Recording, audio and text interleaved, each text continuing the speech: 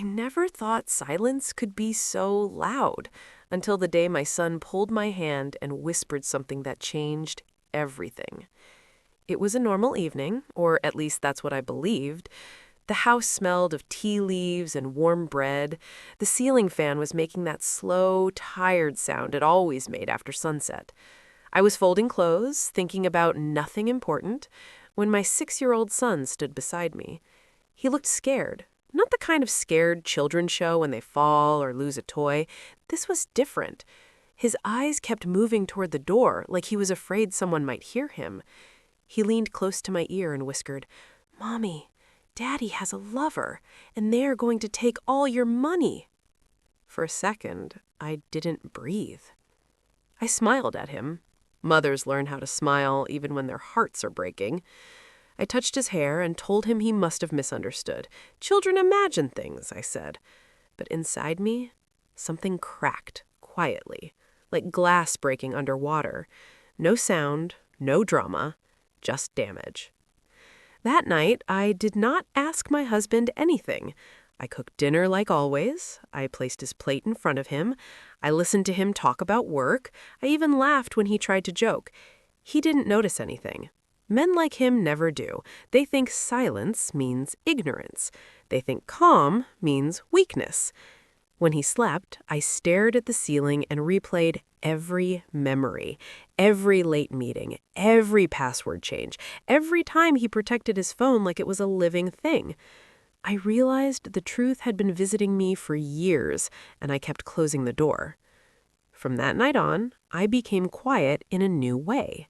I started observing instead of reacting. I noticed how he smiled at his phone. I noticed how he suddenly cared about his clothes. I noticed how money conversations made him uncomfortable. I noticed how my son grew silent whenever his father entered the room. Still, I said nothing, because silence is not always weakness. Sometimes silence is preparation.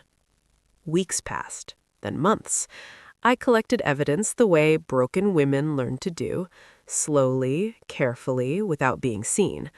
I learned passwords, I checked bank statements, I listened from the kitchen when he talked in low voices. Every truth hurt, but every truth also made me stronger. The woman was younger, always younger. She knew about me, she knew about my child. She wanted comfort, not love. And my husband, he wanted to feel important again. But what he didn't know was that while he was planning my loss, I was planning my survival. I opened a separate account. I spoke to a lawyer quietly. I started working again, even when I was tired, even when my heart felt heavy. I did not cry in front of anyone. I cried in the bathroom with the tap running so my son would not hear. One day, my husband looked at me and said, "You've changed." I smiled and said, "People grow." He had no idea how much.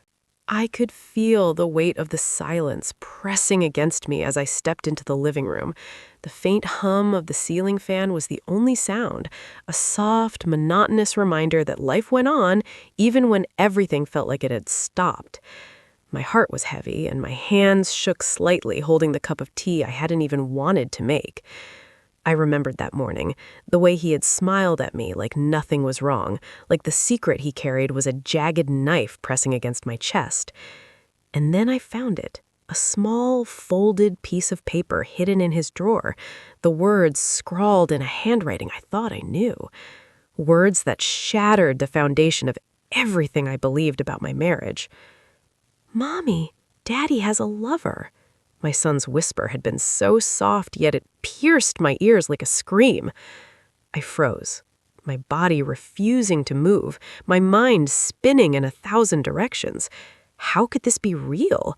How could the man I trusted, the father of my child, betray us like this? The day unfolded slowly, each hour stretching like taffy. I watched him move around the house, oblivious to the storm raging inside me. I wanted to confront him, to demand answers, but the words stuck in my throat. Instead, I stayed quiet, my mind racing through every memory, every smile, every word we shared. Had it all been a lie? I thought about leaving, walking out the door and never looking back. But then I saw my son, clutching his favorite toy, eyes wide with innocence and trust. And I realized whatever happened between us adults, I couldn't let it destroy him. He needed me to be strong, even if I didn't feel it. By evening, the house felt colder, emptier, though he didn't notice. I went to the kitchen, pretending to wash dishes, pretending to be normal, and yet the betrayal lingered in the air, a silent specter haunting every corner. The night came slowly, wrapping the house in a quiet darkness that felt heavier than the day.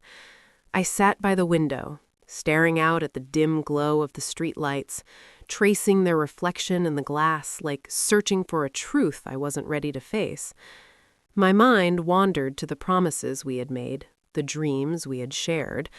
Had he ever truly meant them, or were they just words, empty and fragile like the wind? I could hear him moving in the bedroom, humming softly to himself, completely unaware of the storm in my heart. The betrayal felt sharper in the silence, slicing through me with every breath. I wanted to yell, to shake him, to demand that he explain the unexplainable. But instead, I let the tears fall quietly, letting them trace the path of my pain without interruption. My son came quietly into the room, crawling into my lap with a small, sleepy smile. "Mommy, are you okay?" he whispered, his tiny voice fragile, as if it knew the weight of my sorrow. I held him close, hiding my tears behind a gentle smile. "I'm okay, baby. Mommy's okay," I said, though my voice trembled. The hours dragged on and sleep became a stranger.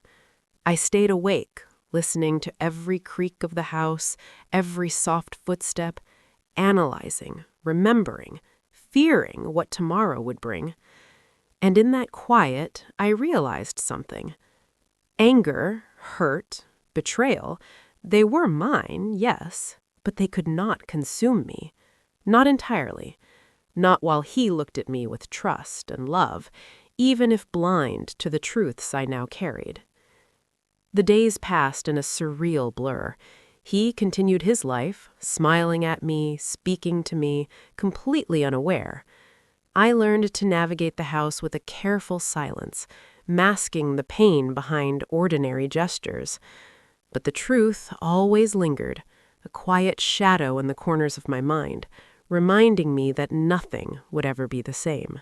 And so life moved on. Not as it had been, but forward nonetheless.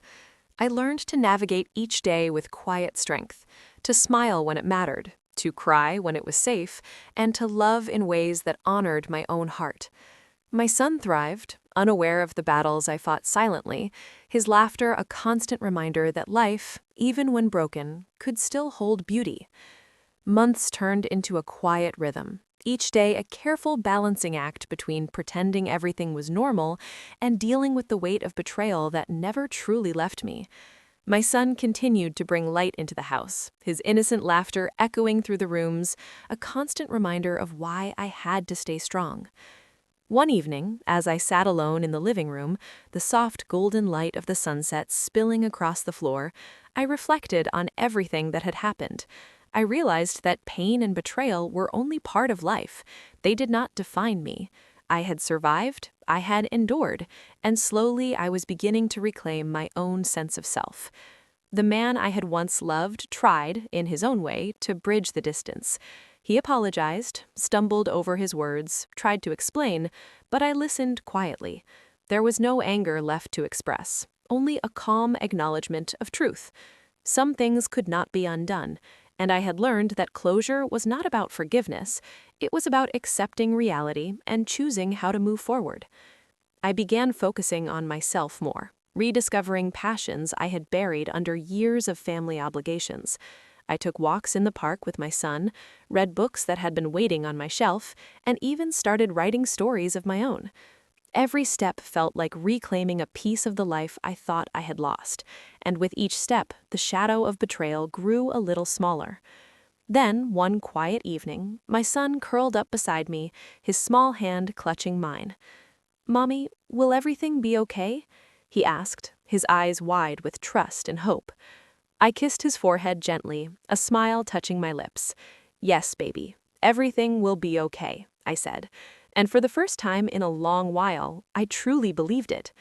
The house was no longer a place of fear or suspicion. It was a place of quiet strength, of resilience, of love that endured despite hardship. And though the past could never be erased, I had learned to live with it, to let it teach me, and to emerge stronger than before. Life, I realized, was not about waiting for storms to pass. It was about learning to dance in the rain, to find light even in darkness, and to hold on to those that matter most. My son was my anchor, my strength, and my reason to keep going. And as I tucked him into bed that night, I whispered a promise to myself. No matter what happened, I would never lose sight of who I was, and I would never let betrayal define my future. The days that followed were calmer, quieter, but not empty. I found a new rhythm to life, one built on awareness, resilience, and the simple joys that had once seemed ordinary. Mornings were still for school routines and breakfast laughter. Afternoons were for walks in the park, holding my son's hand and listening to him chatter about the smallest things, a cloud that looked like a dragon, a new friend he had made, the excitement of learning something new. Each moment was a reminder that life went on, and joy could still exist even after heartbreak. I also began to rebuild my own dreams. Writing became a refuge, a way to process the lingering hurt and transform it into something meaningful. Every page I filled was a step forward, a testament to survival and quiet triumph. I even began thinking about new opportunities, small ventures that could help me feel independent, strong, and capable of providing the life I wanted for both my son and myself. One evening, as I sat in the living room, my son playing quietly nearby, I reflected on the journey we had been through.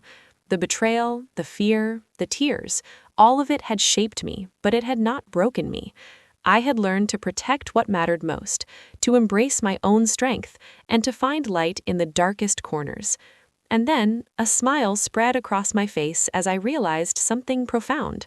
The past was behind me, the future was mine to shape, and I could finally breathe without the weight of doubt pressing on my chest. I had survived the storm, and now I could dance in the rain. That night, I tucked my son into bed, kissed his forehead, and whispered, "Everything is going to be okay, baby. Mommy promises." He smiled, eyes heavy with sleep, trusting completely. And for the first time in a long while, I felt it too. Peace, hope, and a quiet, unwavering strength. Life would continue with its challenges and joys, but I knew we could face it together. The house was filled with warmth again, not the warmth of naivety, but the warmth of resilience, love, and unwavering courage.